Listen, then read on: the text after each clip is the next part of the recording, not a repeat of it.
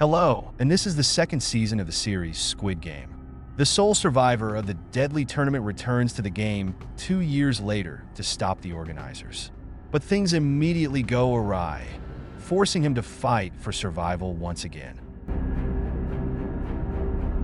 The second season picks up right where the first left off. After surviving the deadly children's games tournament, Song Ji-hun leaves the airport, determined to find the organizers of the game. In a public restroom, he strips naked and removes a tracking device implanted in his body using a utility knife. 2 years later, using his prize money, Ji-hun hires a group of former debt collectors to search subway stations for the mysterious recruiter who once enlisted him. Meanwhile, Hwang Jun-ho, the officer who survived being shot by his brother, the frontman, and falling into the sea, now works as a traffic policeman. With the help of a fisherman who rescued him in the open sea, Jun-ho investigates the waters, hoping to find the island where the competitions are held. One day, 2 of the hired debt collectors locate the recruiter. They inform Ji-hun, who rushes to the station while they keep watch. The recruiter changes tactics, offering homeless people in a park a choice between bread or a lottery ticket. Most choose the illusory chance to get rich for free. The performance ends with the recruiter callously stomping on unwanted bread rolls in front of the hungry onlookers. When the recruiter leaves in a taxi, the debt collectors follow him. Arriving at the destination, they attempt to apprehend him, but he skillfully fights them off. Meanwhile, Ji-hun is stopped by Jun-ho's patrol for a traffic violation. Jun-ho, plagued by vague suspicions, records the car's license plate to cross-reference it with his database, recalling that he had seen the driver before his time on the island. Using his professional connections, Jun-ho finds addresses of companies registered under Ji-hun's name. Arriving at the location, Ji-hun finds signs of a struggle, unaware that the recruiter is watching him from the rooftop.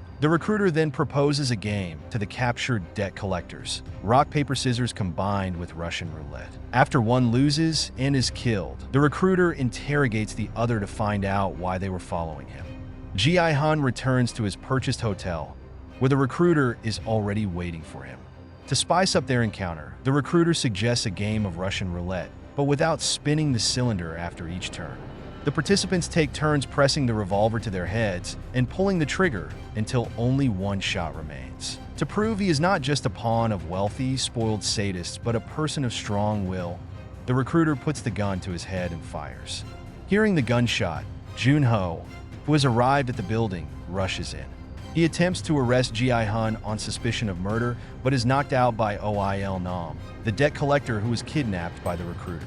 Loyal to his deceased boss and having heard about the game through him, Il-nam wants to help Ji-hun reach the organizers so that his friend's death is not in vain. Upon regaining consciousness, Jun-ho admits that he was on the island disguised as one of the pink soldiers. He offers his assistance to Ji-hun. The game's winner then shows his new allies an arsenal of weapons purchased on the black market, as well as a makeshift shooting range set up in his motel room. Ji-hun orders Il-nam to recruit a team of reliable people. They will be needed to carry out his plan, to kidnap the front man from a club, the address of which is found on the dead recruiter's business card. In his spare time, Ji-hun watches over the younger brother of Kang Se-byak, the North Korean refugee who made it to the final with him, but was ultimately killed by his friend. Ji-hun left the boy with Se-byak's mother along with a suitcase of money. He also hires a detective to help relocate Se-byak's mother and reunite her with her son. At the same time, another North Korean defector, No-il, approaches the agency. She also has a young daughter left behind in the north and wants to bring her over, but the detective is unable to locate the girl. No-il works as an animator at an amusement park, sleeping in her car in the parking lot to save money. At work, she notices a little girl who resembles her own child, the daughter of one of her colleagues. The girl is suffering from blood cancer, so when No-il receives a recruiter's business card, she agrees to participate in the next game to earn money for her treatment. Meanwhile, an underground dentist implants a tracking device in Song Ji-hun's tooth to monitor his location. Il-nam assembles a team of trusted mercenaries, including former soldiers, special forces operatives, and explosives experts. They then head to a nightclub to locate the frontman Jun-ho, and the mercenaries stay outside while Ji-hun and Il-nam enter the club. When 2 pink soldiers arrive at the club, Jun-ho follows them. He finds Il-nam unconscious from an electric shock, while Ji-hun is led to a white limousine, the same car that brought him home as the winner. Inside the limo, Ji-hun finds a communication device instead of the frontman. The frontman tells him he should have flown to America to be with his daughter instead of trying to find them. He adds that the game cannot be stopped as long as there are bored, wealthy sadists and desperate poor people willing to do anything for money. Junho and the mercenaries pursue the limousine in 3 cars, planning to intercept it in a secluded spot and capture the frontman. Junho doesn't reveal to anyone that the frontman is his brother, but precise shots from the pink soldiers puncture the tires, making the chase impossible. Realizing the capture has failed, Ji-hun switches to Plan B and asks to be returned to the game. The frontman agrees and releases a gas into the cabin, knocking Ji-hun out. The partition between the driver and passenger seats then lowers. Meanwhile, at a long-haul truck parking lot, No-Il prepares for the game, not as a participant, but as one of the overseers. The next day, Junho and the mercenaries set out to sea on a boat, hoping to locate the island where the competitions are held using the tracker's signal. Meanwhile, Ji-hun wakes up in a familiar hangar, where 456 new desperate participants are gathered, ready to do anything for the cash prize. It turns out that the rules have been relaxed. Survivors can now end the game early by voting and splitting the accumulated prize, which grows with each level. Among the new participants is a crypto trader and YouTuber named Myong, who lost everything investing in cryptocurrency. There's also Thano, a rapper who lost a fortune following Myong's advice, which he blames the YouTuber for. Park, a mama's boy drowning in debt, and his elderly mother, Ja, who wants to help her son pay off his loans, are also present. Next to Ji-hun is Sun Nyo, a shaman who claims to see into the heart of things. Ji-hun remains calm, hoping the tracker in his tooth will soon bring backup. On the way to the first game, he is approached by Chong, his best friend from the first season, whom he hasn't seen in 3 years. The veteran of the games tells his friend to stick close. The players are released into a fenced area with a giant doll for a game of red light, green light. Ji-hun looks to the sky, hoping to see the mercenaries' helicopter. Meanwhile, the mercenaries reach the island and follow the signal. But instead of finding the competition, they encounter a lone fisherman who was given a can of bait by a stranger. The tracking device, removed from the fake tooth, lies among the worms. Realizing the tracker is useless, Ji-hun understands he must play again. He takes charge of the players, warning them that the doll's eyes have motion sensors and that they will be killed if they lose. Under his command, the players slowly move forward without losing anyone. Ji-hun arranges them in a line to mask their movements and increase their chances of survival. This continues until a bee lands on one of the girls. Startled, she jerks, and as a result, she is shot. This triggers panic and a chaotic rush, leading to a mass shooting, partly due to the efforts of No-Il. Her attention is drawn to player number 246, the father of the sick girl from the amusement park. Ji-hun continues to command, covering his mouth with his hand to avoid being detected by the motion sensors. Neither he nor the other players notice that Thano, high on drugs during the break, pushes other participants for laughs, dooming them to death. When the allotted time for the game is almost up, the remaining players cross the finish line. One wounded player, shot in the leg, is left lying on the field. Ji-hun returns for him with a girl to pull him out at the last moment, but No-Il finishes off the wounded player, as he was already out according to the rules. After the first game, the players return to the dormitory hangar. When the pink soldiers appear, Ji-hun initiates a vote to end the game early. Under pressure, he admits that he has already participated in the event and made it to the finals. Opinions among the players are divided again. Some want to leave, while others want to increase the prize pool at the expense of others' deaths. The vote is neck and neck despite Ji-hun's attempts to sway the group, which are quickly shut down by the overseers. The last to vote is player number 1, who turns out to be In-ho, the frontman and the brother of police officer Junho. Like the previous number 1, he wants to experience the thrill of participating personally, so he votes to continue.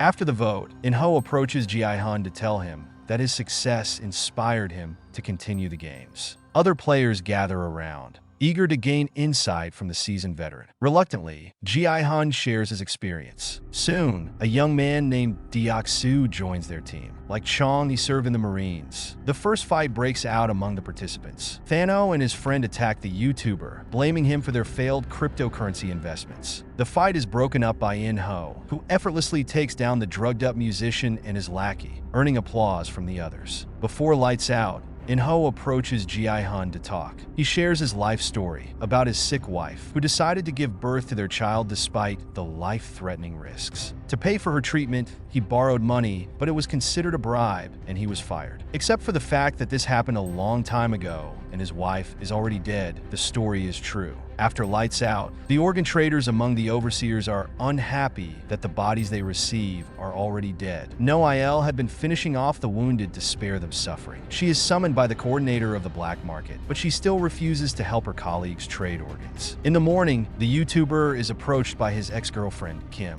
She is pregnant because she refused to have an abortion. She joined the games to earn money for the child, as Myong abandoned her. Then the second round of games begins. The players are led to a field with 2 rainbow-colored paths and asked to split into teams of 5. Realizing this is a new game, Ji-hun is at a loss. Chong and Deok-soo join his team first. The last to join is June, who is taken out of pity for her situation. The other players also form teams, including an almost all-female team consisting of the elderly Ja, the shaman's son Nio, and a transgender woman named Hyun. After the teams are formed, the rules are explained. The team's legs are tied together, and they must walk in a circle. Within 5 minutes, they must complete the distance, pausing to win 5 mini-games. During the preparation, Ji-hun's team decides which game they will play. The competition begins. 2 teams start simultaneously on 2 platforms. One team, stuck on the first game, progresses faster, while their rivals, having cleared the first stage on their first attempt, spend all their time trying to overcome the second. From the nervous tension, one of the players, who was throwing stones, even wet himself, but all their efforts were in vain. When time ran out, the pink-clad overseers mercilessly shot the participants. While packing the bodies, the soldiers marked the coffin of a wounded but still alive player with a red cross, a secret signal for organ traders. However, Officer No-il orders the lid to be opened to finish off the survivor and put an end to the smuggling. In the second duel, the all-female team with the wayward son, Young-sik, takes part. The women, to the approving cheers of the spectators, pass one challenge after another, even if not on the first try. At one point, the transgender woman has to slap the shaman to snap her out of her trance and focus. On the final challenge, Hyun asks everyone to turn away so she can calmly score 5 points with a special ball. With the crowd chanting in unison, they cross the finish line in the final seconds. One by one, all the teams go through the challenges. Some succeed, while others are shot, sometimes just a few steps from the finish line. The winners are led away, reducing the number of spectators. Ji-hun's team performs last, when there is no one left to cheer for them. They pass 3 mini-games on the first try before it's time for the first player to spin the wheel. Nervous, he struggles at first, but the time they gain allows them several attempts until they finally succeed. For the final challenge, Ji-hun scores points with the ball. After scoring 4, he almost makes a mistake, but the first player stretches his leg, still chained to his teammate, forward to score the last point. The team manages to reach the finish line at the last moment, while their opponents are shot. When they are brought back to the hangar, some are glad they survived, while others are upset that the prize pool won't increase much due to the deaths. Meanwhile, No-il is attacked by 2 colleagues in the dangerous pink business.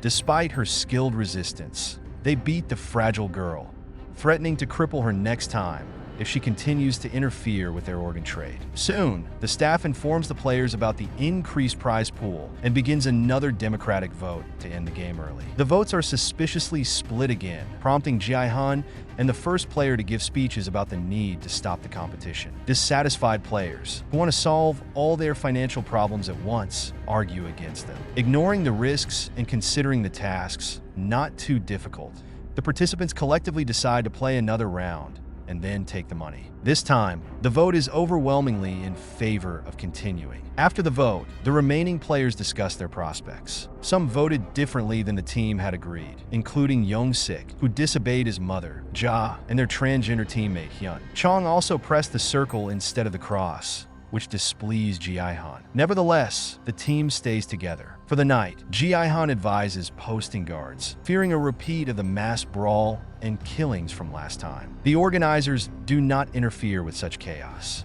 The next morning, the players are led to the next challenge. As they march to the third round, Ji-hun is unaware that his team of mercenaries, led by Junho, has set out on 2 boats to scour the sea in search of the island where he is being held. The new game is called Third Wheel. The players spin on a large carousel. After the music ends, The host calls out a number, and within 30 seconds, the participants must form groups of that size and enter one of 50 rooms. The first number is 10. Finding 5 more, the team crowds into a room. Through the window, they watch as those who didn't make it in time are shot by the pink soldiers. This time, Noel does not interfere with her colleagues, leaving the wounded for organ harvesting. The second number called is 4. The first player sends his team into a room and goes to find 3 more. In one of the rooms, 3 participants are hiding, thinking the organizers won't notice their rule breaking. However, through video surveillance, they are discovered and shot right through the window. After the execution, the disgruntled shaman, abandoned by her team, glares at her former comrades with a dark look. The first player returns to his group. In the third round, the number called is 3. Thanos' team faces a choice, leading to a split. The cowardly Min betrays Sammi, the girl who had been caring for him. Ji-hun and the first player, letting their team go, search for one more and notice Ja, whose son was taken by 2 men. After the execution of the losing players, the survivors gather on the platform. The next number called is 6. Sending a woman and 1 man ahead, Ji-hun and the first player again search for others to join them. In the chaos, the YouTuber, Myong, calls the stragglers into a room, but one girl falls behind, knocked to the ground. However, there wouldn't have been enough space for her anyway, and the guards shoot her right in front of the door. The remaining players prepare for the final round. The first player, counting the survivors and the number of rooms, predicts that the next number will be 2, based on the decreasing trend and the fact that there are over 100 players but only 50 rooms. This is exactly what happens. Splitting into pairs, the participants rush to occupy the safe rooms. The first player runs with Chong, going back for him when competitors grab him. They squeeze into a room where another player is already hiding. To avoid disqualification, the first player puts the competitor in a chokehold and breaks his neck just as the timer runs out. After the game, as they return to the hangar, Ji-hun and the first player discuss the number of votes for exiting or continuing the game. By all counts, it seems there are more votes to continue, but some, including Chong, have changed their minds and are ready to leave with the current prize pool. To avoid provoking conflict, they decide not to agitate their greedy colleagues. Meanwhile, during the voting, the mercenaries and Junho use a drone to scout a suspicious island. Spotting a door, they land and investigate, but fall victim to a planted bomb, losing 1 fighter and injuring another. Realizing the organizers are aware they're being hunted, the mercenaries decide to stay alert and maintain secrecy in their communications. The voting results show a slight majority in favor of exiting the competition. It seems the matter is settled. The last 2 holdouts remain, but the second-to-last woman changes her mind under the influence of the shaman, who is furious about being betrayed. She even curses her former teammates. The final vote belongs to the first player. His vote will either result in a tie or a victory of those wanting to continue. Nervous, Chong almost reveals how the first player killed another participant in front of him, but doesn't get the chance. The man votes against continuing, resulting in a tie. The organizers give them until the next day to reconsider, after which a re-vote will take place. Young-sik tries to convince the no voters to stick to their decision, arguing they should return home, rest, and eat properly. However, this enrages those desperate for the big prize, nearly sparking a fight. Later, in the bathroom, Thano and his friend intimidate Min, who betrayed them by voting against participation, ashamed of having earlier betrayed Sammi. The YouTuber, Myong, catches them in the act and stands up for Min. The conflict escalates into a fight, during which Myong stabs Thano in the throat with an iron fork from dinner, shifting the balance of power. Outside, the guards listen calmly to the sounds of the scuffle without intervening. The result of the great bathroom brawl is 5 dead bodies. When the fighters are brought back to the hangar, tensions rise again. It doesn't come to blows, but Ji-hun realizes that those wanting to continue will assess the numbers and attack at night to even the odds. Instead of launching a preemptive attack, Ji-hun proposes a different plan. Hide under the beds and then pretend to be dead. The goal is to ambush the guards and seize their firearms. The downside is that they first need corpses, which will appear during the night fight. Meanwhile, on the mercenaries' boat, one of them notices the captain tampering with his drone. The sailor secretly stabs the observant passenger with a knife and throws the body overboard. When Wook arrives, the captain lies, claiming he heard some noise and brushes off the incident. When Lights Out arrives and the lights go off, the no voters sneak in for for an attack. The most combat-ready Yes voters hide under the beds, waiting for the organizers to deploy the guards. The guards, already fully prepared, wait outside the door. After a brief pause, they enter the hangar to break up the fight. When the pink soldiers check the corpses, the hidden players suddenly attack, grabbing weapons and opening fire on the remaining overseers. The shootout reduces the number of guards and captures one as a prisoner while the survivors retreat. After the skirmish, Ji-Han stops the justified and logical desire to execute the no voters for the carnage they caused. Ji-Han's team collects weapons and magazines, then prepares to storm the administrative block. They recruit volunteers from the remaining participants. Several Yes voters step forward, realizing there's no other way out of the situation. Hyun explains the basics of handling firearms to the group, having served in special forces during her time as a man. She then takes a precise shot, destroying a surveillance camera. Ji-Han orders the prisoner to remove his mask and, at gunpoint, forces him to lead them to the administration. The revolutionary squad advances up the brightly lit stairs, shooting at the occasional guard and destroying cameras. Only Deok-soo behaves too fearfully for a former Marine. Near the entrance to the administrative building, the squad walks into an ambush. The prisoner is killed by his own side, though he manages to reveal how to reach the control room. Taking the loyal Chong with him, Ji-Han presses on, leaving the others to fend off the pink minions. As they open doors along the way, they realize the doors lead nowhere, like fake doors from an advertisement. Moving through monotonous purple staircases and shooting at pink overseers, Ji-Han notices that the soldiers hide magazines not only on their belts but also in their pockets. Soon, they encounter a superior group of enemies and call for reinforcements. The first player reports that they are out of supplies, but will arrive soon with 2 fighters. Meanwhile, Deok-soo is sent back to the hangar to search the pockets of the remaining guards and collect magazines. The first player, with 2 volunteers, decides to flank the enemies on the staircase, but reveals his true colors by shooting them in the back. He then radios Ji-Han, reporting that they lost the battle. The remaining comrades behind them also ran out of ammunition, and Deok-soo, after collecting a pile of magazines, chickens out at the last moment and decides to stay in the hangar, pretending he had nothing to do with the rebellion. A fresh squad of pink soldiers enters the hangar. Their colleagues surround the remaining rebels, who are out of bullets. Receiving the message that their comrades have surrendered, Ji-Han realizes the coup attempt has failed. He and Chong have no choice but to raise their hands. The front man, dressed in a black mask and suit, descends to meet them. As punishment, the front man shoots Chong. Pinned to the floor by soldiers and screaming in helpless rage, Ji-Han watches as his loyal friend dies, and the second season ends on this note. Thank you for watching until the end. Subscribe to the channel and turn on notifications so you don't miss new videos. Like, share, and leave your impressions in the comments. See you soon, and goodbye for now.